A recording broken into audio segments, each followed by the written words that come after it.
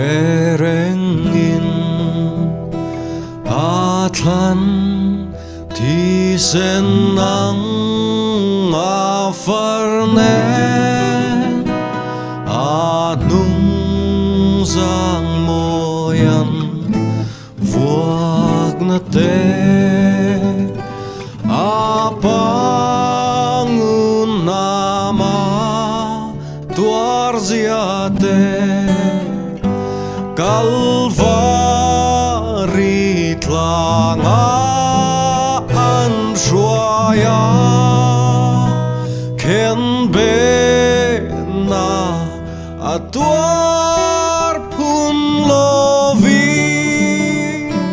heng hitun ngengoi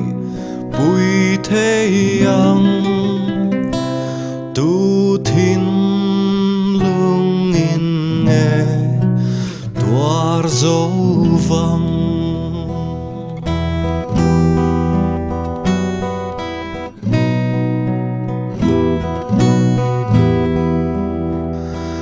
Chu râu ang in lên thia mi la ta ka thlokin ka lengang Kalvari